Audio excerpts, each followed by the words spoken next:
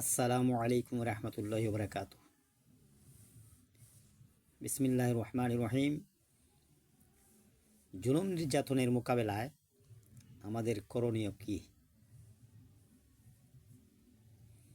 আল্লাহ সুবহানাহু ওয়া তাআলা এবং রাসূল সাল্লাল্লাহু আলাইহি ওয়াসাল্লাম কুরআন ও হাদিসে যুগে যুগে কাফের কুফফারদের চক্রান্ত ষড়যন্ত্র তুলে ধরেছেন।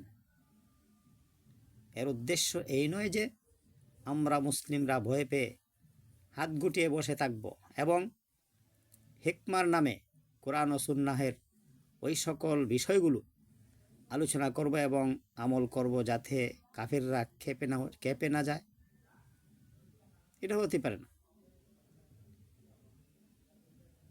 এবং জেহাদবিহীন রাষ্ট্রীয়ভাবে ইসলামকে প্রতিষ্ঠা করার পরিকল্পনাবিহীন খ্রিস্টানদের বৈরাগ্যবাদের মতো ইসলামকে রাষ্ট্র থেকে আলাদা করে কাফেরদের পরিকল্পনা মতো এক অভিনব মডারেট ইসলাম প্রচার করব, এটা তো কখনই হতে পারে না।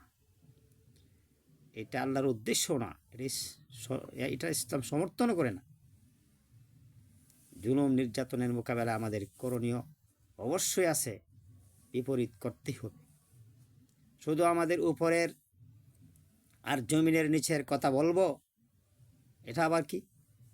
ইসলামের রাজনীতি, অর্থনীতি, সমাজনীতি, সমরনীতি, স্বরাষ্ট্রনীতি, পররাষ্ট্রনীতি, আইন বিচার ইত্যাদি বাদ দিয়ে শুধুমাত্র মসজিদের মধ্যে ইসলামকে সীমাবদ্ধ করে রাখব, এটা কখনো হতে পারে না। না, এজন্য আল্লাহ সুবহানাহু ওয়া তাআলা পবিত্র কোরআনে এগুলো উল্লেখ করেননি।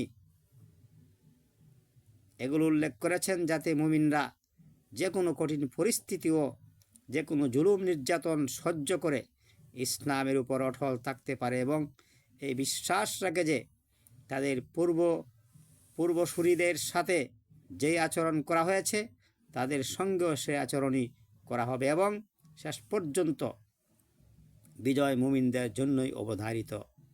পবিত্র কোরআনে আল্লাহ বলেছেন, অকুল্লান নাকুসু আলাইকা মিন আম্বাইর রুসুলি মা নুসাব্বিতু বিহি ফুআদাক।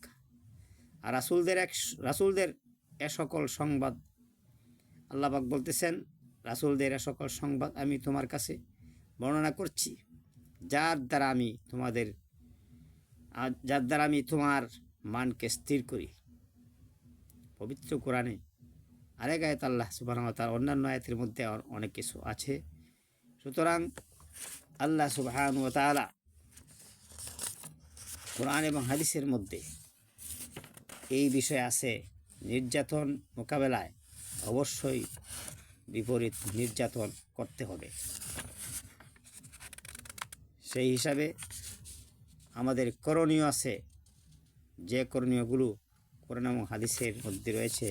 আল্লাহ আমাদের সকলকে এই করণীয়গুলো আদায় করার তৌফিক দান করে। যেমন পবিত্র কোরআনে অন্য আয়াতে আছে যে আল্লাহ তাআলা বলেছেন, নূহ আলাইহিস সালাম ও তার জাতির আলোচনা করতে গিয়ে বলেছেন,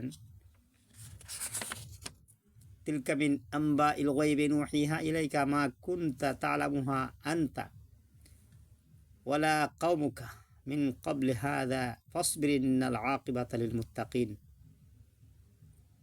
এগুলো গায়েবের সংবাদ, আমি তোমাকে ওহীর মাধ্যমে তা জানাচ্ছি। ইতিপূর্বে তা না তুমি জানতে এবং না তোমার কওম, সুতরাং তুমি সবর করো, নিশ্চয় শুভ পরিণাম কেবল মুত্তাকিদের জন্যই। আল্লাহ আমাদের সকলকে মুত্তাকি হয়ে চলার তৌফিক দান করুন। আমিন। আসসালামু আলাইকুম।